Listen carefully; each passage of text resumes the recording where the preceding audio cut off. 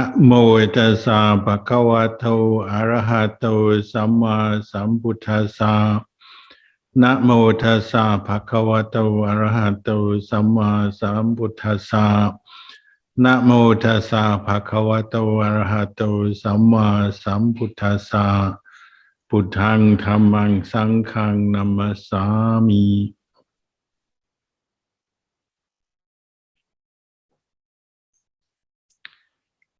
Blessings to you all. Today we're in Bodhipala Monastery, South Australia. So I'm just visiting here on the occasion of the 3rd anniversary. So this is a very young, new monastery. But already can see many pleasant and inspiring achievements and good things happening. When we first came here a few years ago, it was very dry, almost like a desert. They were having a long drought for many years.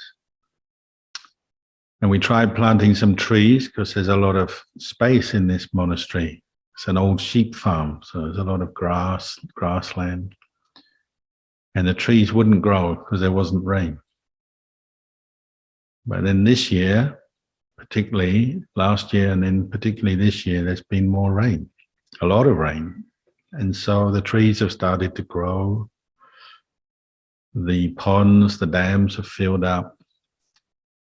The atmosphere has improved. There's a lot more greenery around. There's even fruit on the trees.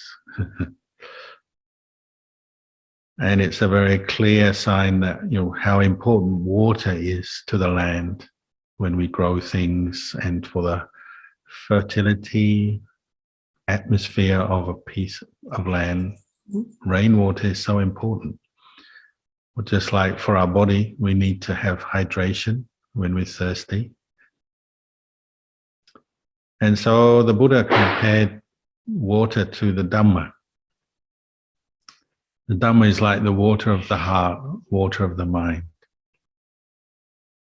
If we don't practice the Dhamma, listen to the Dhamma, then our mind becomes like a desert. It dries up, shrivels up, because there's not enough Dhamma coming in. Dhamma is just truth, the truth of the way things are. But the Buddhist practice and the teachings are pointing to the truth and helping us to see and bring the truth into our hearts. So our way of life, way of thinking, our attitudes are in line with truth. But if we don't get that input, we don't practice Dhamma, we don't listen to it, then it's like we're living in a constant desert. So very clearly I'm seeing this year, after 3 years, that the monastery has benefited from the rain.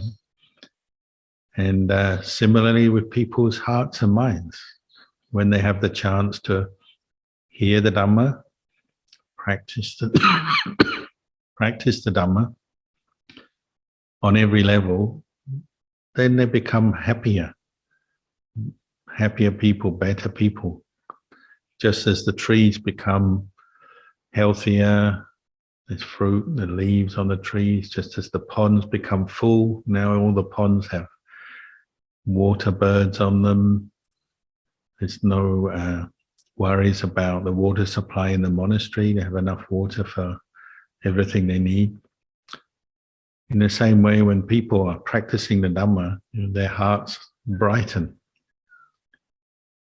So sometimes it just comes through listening to the Dhamma first, hearing the right words on the right occasion. Even that is something that changes, doesn't it? Like sometimes you can go and meet a teacher or join some event where there's teachings of Dhamma taking place, but maybe your heart is not yet very open. Maybe you have a mood from something else in your life. So even though you may hear really good Dhamma, maybe even from a great teacher, your heart just doesn't open up, it doesn't work. It's like you've got a blockage there, or the door is shut, so the water of the Dhamma doesn't get into your heart. Whereas other times, maybe your heart and mind is in the right place. Maybe just 1 or 2 words of Dhamma come in, and that's enough to open up so many good things. And maybe your heart, not having had enough Dhamma practice or inputs for a while, has become really dry and unhappy, stressed, or just very closed off to the world. But just a few drops of water, a few words of Dhamma can just change our attitude, remind us of what we have to do, say. So maybe it's like you see sometimes when you're really angry with yourself or someone else, at that moment, your mind has become very dry, without Dhamma, without water, and it's stress, suffering. And you meet someone and they just say, oh, it's not that big a deal, just let it go. Or if it's you're angry with the person or yourself, they say, oh, just forgive yourself or forgive that person. Maybe just a few words and already your mind recognizes that and starts to do the right thing, let go of whatever that mood or feeling was. That's a bit like a tree. The trees in the monastery here, they struggled for quite a few years without rain. And then a little bit of rain comes and they already start to thrive. The leaves come, they start to grow again because they have some roots there. So all of us have got roots of the Dhamma. It's just they need to be nourished regularly. Like the Buddha said, we're already born as human beings. That's already great, good fortune for us. And we may have heard Dhamma before, practiced Dhamma before, but we've forgotten about it. We got lost in our lives, maybe just with our job or social things, to the point where we've forgotten how to practice. But then somebody or something nudges us in the right direction, and because the roots are there, it doesn't take long for us to understand. Or it's like that with meditation. Maybe when you're young, you practice a bit of meditation, you learn this technique. It's very simple. Even a child can learn to follow the breath and bring up mindfulness, let go of thoughts. But then as you go through your life, you get caught up in all the other things. Studying and job, earning money, relationships, families, going here, going there. And even though you've learned how to meditate before, you forget all about it. You don't use it. And then one day, maybe there's a reason you need something to help you. Maybe you get really sick and you're thinking, oh, I'm so stressed. What can I do? And maybe you yourself, you remember, oh, I used to meditate and it helped me. I should come back and do that again. Or some friend comes along and tells you or reminds you, they say, well, you used to meditate, why don't you try again? So you try, and you don't need a lot of equipment, you just have your breath, but you turn, maybe you have enough time now, and you have the enthusiasm, the faith. So you try it, and this time it works. And you know, oh, this was good before, now it's good again, I'll do more of this. If you get peaceful when you meditate, often people have the feeling like, why didn't I do this before? You know, I've been told so many times, do some meditation, learn to calm your mind, relax. And, you've heard the words, but you just didn't do it. You didn't have quite enough motivation or faith. But when you do it, it works. You feel calm, peaceful, your mind brightens. Just like the leaves on the trees coming out when the rain comes, because you're putting effort into bringing up mindfulness. Maybe you remember the Buddha, you remember the teachings, the Dhamma, and you have this thought, why didn't I do this before? What was I doing all these years? I've had that before. Meditating, get really peaceful, drop everything, all the thoughts, the worries, the tiredness, and the mind becomes really bright inside. And you have this thought, yeah, this is what I should have been doing, but why didn't I do it all this time? Well, probably because we got distracted. Distractions are often just like getting lost in the wilderness, in the desert, and you end up far from home, far from the water that you really need. As we know, especially in the summer, you get lost in the wilderness, it's dangerous. You can even die of thirst or hunger. Life is a bit like that. If we stray too far from the Dhamma, it's like we get dehydrated, we get caught out without Dhamma, and then we find we're in big trouble. We're stressed, worried, angry, sad, depressed. And it's like, at that time, we don't know the way out. We don't know how to deal with it.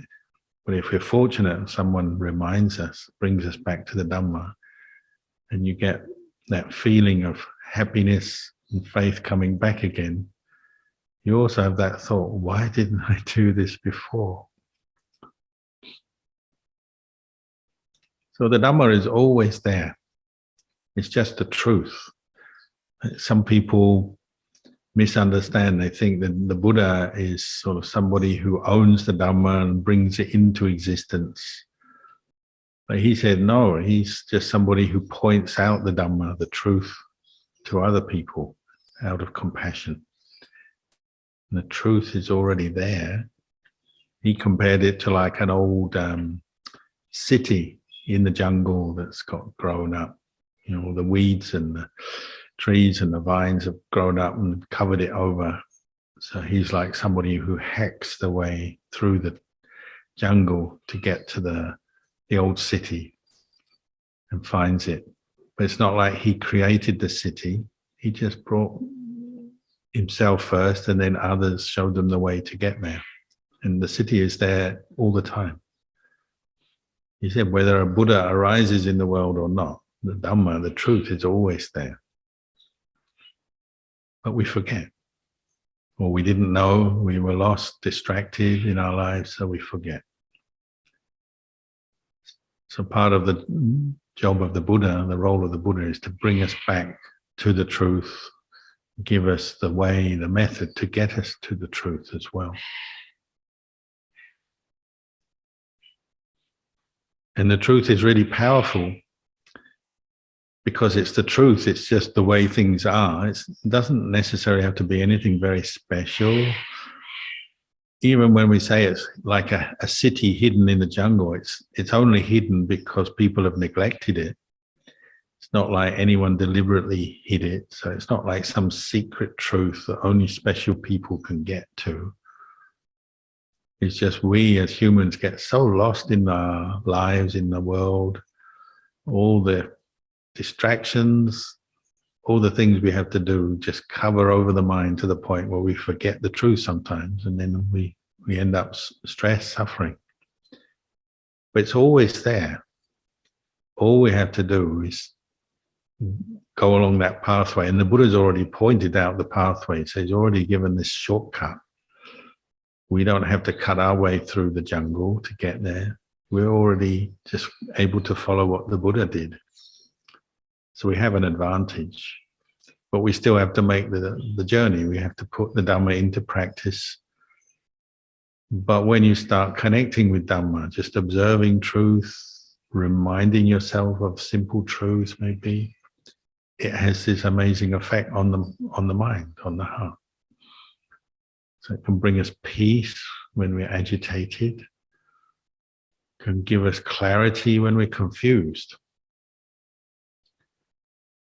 Example is like the other day, someone was giving me a lot of questions from students, school children, and they were giving me all the standard kind of questions that non-Buddhists might ask a monk. One of the questions was, how did they phrase it? I forget now. When aliens come to the earth, how do you teach Dhamma to the aliens? It's the sort of thing that kids might ask. My answer, everyone have their own answer. My answer was, well, I teach aliens exactly the same as I teach human beings. Because if there's an alien life form, the Dhamma still applies to them as it does to humans. Aliens will have birth, they'll have death, because that's the nature of all life. And in between birth and death, they'll probably have some illnesses. Maybe COVID has already reached outer space. I don't know. They'll have some illness. They'll have aging. Maybe aliens have aches and pains. Maybe aliens have arguments. Dukkha applies to aliens just as much as humans. So, if aliens come to the earth, we can give them the Four Noble Truths. We don't have to necessarily have a war and defend ourselves. They may be coming here looking for some truths as well. So you give them the Four Noble Truths of the Buddha, because it applies to aliens as it does to humans, as it applies to animals, birds, whoever. So that was my answer. I'll give aliens the Four Noble Truths, teach them how to be peaceful, teach them how to meditate. So aliens come, we'll teach them how to meditate. Why not? Because these are truths, and truth is just the way things are, and truth is liberating. So it should be as liberating for an alien as it does for a human. And whether they'll agree to meditate or not, I don't know. It's not something you can force even a human being to do. You can only encourage. And unfortunately, some people are so lost or busy or caught up in their lives that they don't think of meditating, even if they've been taught about it, told about it. Ajahn Chah used to say, there's two kinds of people. There's the ones who are like cows. You lead them to the field with grass in it and they'll just eat the grass. That's like people who see the value of meditation and Dhamma practice. You tell them and they'll do it. And then there's other people who are more like pigs. And you lead them to the field and they'll just stand there, because normally pigs don't eat grass. So you have to ask yourself, am I a pig or am I a cow? Because the Dhamma is there, the practices, the methods there, but it's whether we are willing to do it, invest the time, take the plunge. Whether you're an alien, a human, the opportunity is there because the Dhamma is available to us. And the rewards are there as well. And why do we practice the Dhamma, which is another question the kids had? Well, because by opening up, becoming more aware of yourself as a human being, you get to know where suffering and stress come from. And you learn what you can do about it. And you can do something about it. That's another one of human delusions that many people have, is that suffering is just inevitable. You have to be stressed. If you're angry, you have to be angry. It's just normal to feel angry. It's normal to be depressed. It's normal to be frustrated, feel unsatisfied in your life. And of course, these feelings and experiences are normal, but they don't have to, it doesn't have to be like that. They're not fixed. It's not like inevitable that you'll feel like that. By practicing Dhamma, you have a way of understanding better where these feelings come from and what you can do about them. You don't have to be like a victim of suffering. You may still have suffering, but the Dhamma offers hope, just like rain offers hope to the farmer or for the trees of the forest. The Dhamma offers you hope, but it offers you a way out. But you have to apply it. You have to practice it. And sometimes you do have to take it on trust, because you don't know yet. Say like offering dana, practicing generosity, kindness to others. Maybe you're new to the whole thing, so you don't yet know that it can really help you. But you have to be willing to try, to learn, find out for yourself by doing it. Going and doing some charity or volunteering, helping somebody who needs some help. You try it, and then you step back and you think about it, and you might realize, oh yeah, this works. I feel good about what I've done. Feel like I've done something useful. The person who received my help, they feel good. And maybe many other people feel good. Maybe just somebody witnessing what we do are happy to see what we're doing. There's many ways we help people directly and indirectly, but you have to take that step, don't you? You have to try it. Or keeping precepts is the same, right? You know, many people have the feeling, oh, if I could follow the 5 precepts, probably be best for me. It would be a good idea, but I don't have the discipline. It's too difficult. You know, there's always some excuse. There's always some reason why we don't follow a particular precept. But you have to also talk to yourself and say, but I'll try it. Maybe you can try it for one day. You don't have to try it for the rest of your life. You just try it for one day. Can I keep all 5 precepts for a day?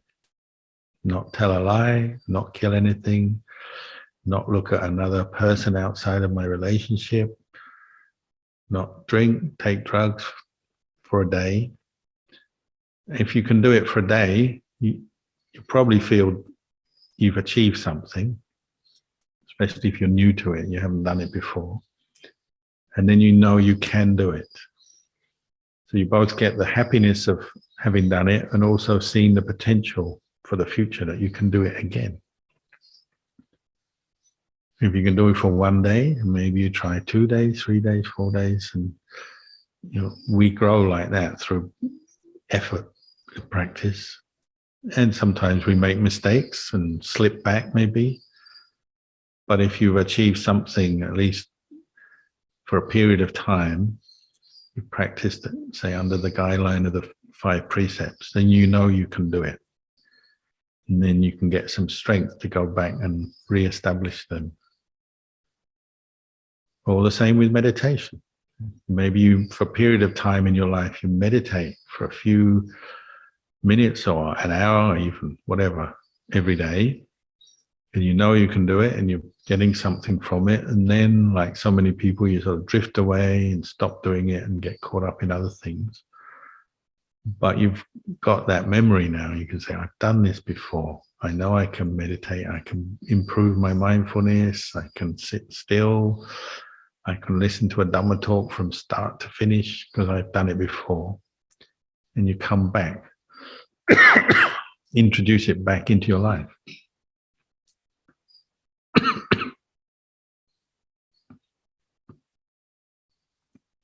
Part of our Dhamma practice is just building on what we've seen works before. Doesn't mean to say it's always easy, but if it's worked before, you know then there's something there that you can build on. Like some teachers say, excuse me, if you get to the point where you're willing to sit and meditate, even for 15 minutes or some small period of time, almost certainly it means you've done it done it before. You may have forgotten, may have been last life, but you'll have done it before if you've come to do it again now. And really anyone who's progressed in the Dhamma will have practiced in this way, sometimes in fits and starts. You know, they meditate diligently every day for a year or two, and then they stop, get lost, distracted, busy, but later on they come back to it and do more. Then maybe they stop again, and then come back to it later and do more, maybe get to a point where they don't stop and they just keep going. Even the Buddha in his previous lives as Bodhisattva had times when he got caught up in more worldly business, when he was in a position, you know, buying and selling, running kingdoms, got married, had families, when he was sort of a leader, having to lead people, or even when he was an animal, leading them out of danger. There were times when the Buddha had got distracted from his practice and he had to re-establish his efforts, particularly in the practice of meditation, because that requires a lot of discipline. So the Buddha had to go through that. We will definitely have to go through that. So we're no different than the Buddha. We're no different than teachers like Ajahn Chah. Ajahn Chah wasn't meditating in his first few years as a monk. He may have tried it, but as far as we know, he was spending more time studying, learning the Dhamma, the Vinaya, chanting, performing rituals, ceremonies. He may have meditated as well, but not in the wholehearted way he did later on in life. Every one who's practiced meditation will tell you, there've been ups and downs, times when you just don't want to do it, feel lazy, distracted, fed up with it, fed up with yourself. And then there's times when you're more enthusiastic. Part of the skill of the meditator is learning to bring the mind to see it all as Dhamma. You feel enthusiastic, and that's one feeling, one mind state. You feel bored, it's another mind state. You feel against it, you just really don't want to do it, and that's another mind state. But getting to the point where you can see these are states of mind, what we call aramana. In Thai we say arum. And aramana are just mental states that arise, pass away due to causes and conditions. And there's this like underlying awareness that's becoming clearer, that sees that. So less caught up in the story of each mood. Oh, I'm depressed. Oh, I'm feeling bored. Oh, I'm angry. But there's that awareness that's coming up, just seeing it as Dhamma, saying, there's this mental state. There's causes there. Maybe you can even see what the causes have led up to it. Maybe not. But you're seeing a certain state of mind, train of thought, emotions coming into your experience. And you're seeing, this will have a beginning, and then this will have an end. This too will pass, because you've seen it before. That's like what we call wisdom, panya. And panya, wisdom, can even arise when you're really stressed. If you just turn your mind to contemplate it as Dhamma, you can be really miserable or confused or sad, but you turn to contemplate the Dhamma at that time, or maybe you hear some Dhamma, or you bring it up in your own reflection, and it changes your whole attitude towards your own experience. And you can see maybe that it is just a feeling or just a thought that can be let go of because it's temporary. And little by little, the mind practices letting go, and it feels better, clearer, happier. And even you can get through some really horrible times or challenging times by just practicing and bringing the mind back to the Dhamma.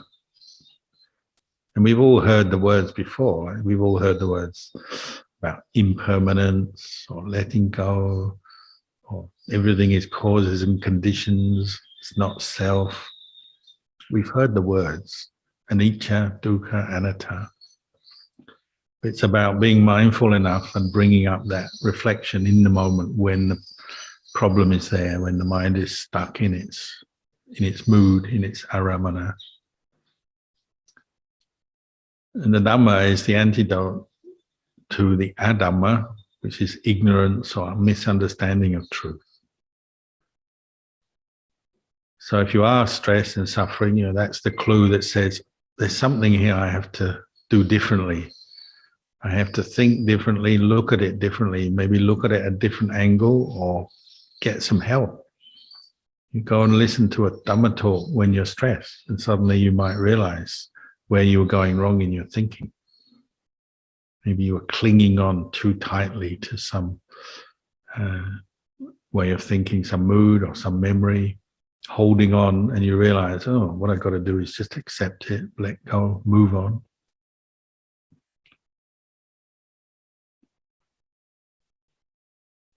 But when wisdom is coming up is when you're seeing things from the place of Dhamma, just as truth, just as the way things are. That sense of self, the me mind clinging to it, starts to evaporate. And you realize as human beings, we have a lot of resources. We have patience, resilience. We have a lot of kindness and compassion in our hearts that we often forget, lose track of. We have mindfulness. We have effort that can come up when we really bring it up. And we have wisdom, understanding. If we really apply ourselves, all of these good qualities can come into our experience, and quite quickly too. Doesn't have to be that far away, but we do have to turn the mind to see our experience as Dhamma. We have to be willing to do that, willing to maybe sit down and meditate, willing to do what's needed, maybe to determine to keep precepts. If you're finding you're struggling in your life, you're not keeping the precepts and things are going downhill, sometimes we have to practice more generosity, help out more. And that can be very therapeutic for many kinds of suffering. But we have to be able to see that we need to introduce some kind of Dhamma practice or new way of looking at things, or new way of doing things to get through whatever the problem is, or to actually even end the problem. And what is the point of Dhamma? What is the point of the Buddhist teachings, whether you're human or alien, is to end suffering. What is it that ends suffering? It's wisdom. Seeing clearly the way things are. So seeing a mood of anger or greed or despair can be let go of because it's temporary. It's not really you. It's not who you are. But you have to make the effort to get to the point where you can see that and put it down, let it go. If you can do that, then you learn, and the next time it'll be that much easier.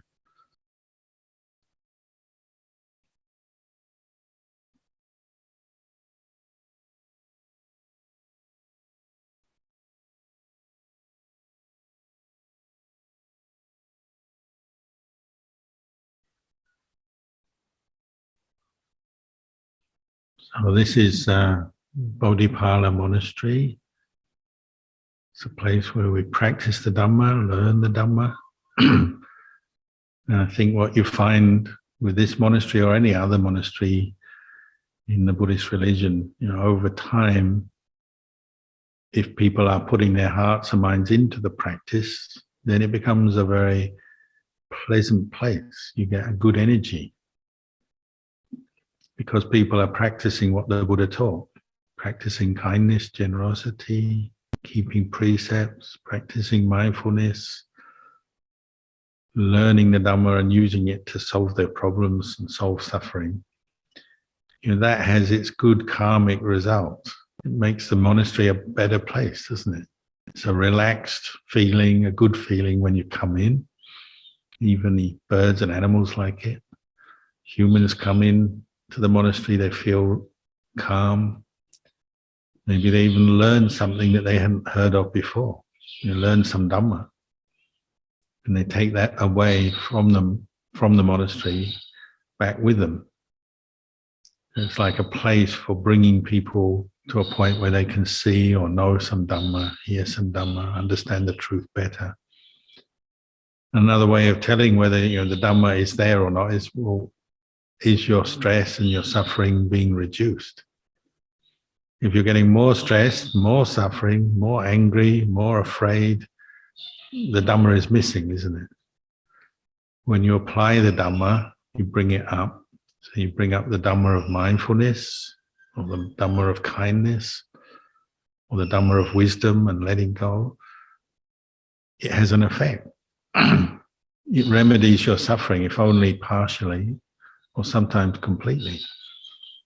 That's the proof of it. That's why we practice, and that's the proof of Dhamma, isn't it? The Buddha said that Dhamma has the taste of liberation in one way or another, just as all the ocean and the seawater taste salty. The Dhamma tastes of liberation. So whether it's the practice of kindness liberating you from anger, irritation, hatred, whether it's the Dhamma of generosity liberating you from attachment, possessiveness, whether it's the Dhamma of mindfulness that liberates you from confusion, Dhamma of wisdom liberates you from all your attachments, wrong views, wrong thinking, helps you to see the way things are. And it's also the best taste. Just as all the Dhamma tastes of liberation has that one taste, it also is the best taste of all tastes, better than any food. And you'll notice when you understand the Dhamma sometime and your mind becomes really calm and peaceful, you don't think of food then. If you're meditating and you're peaceful in your meditation, you'll forget all about food. Doesn't matter at that time. Even if you haven't eaten for many hours, your mind will be full of Dhamma, a good feeling. You have some happiness, some rapture. So Dhamma has one taste, the taste of liberation, and it's the best taste, better tasting than anything else. So maybe I'll leave you with those reflections tonight, and afterwards there'll be a chance for some questions. Andamayang Dhammakataya Sadhu Karang Tatamase Sadhu Sadhu Sadhu Anu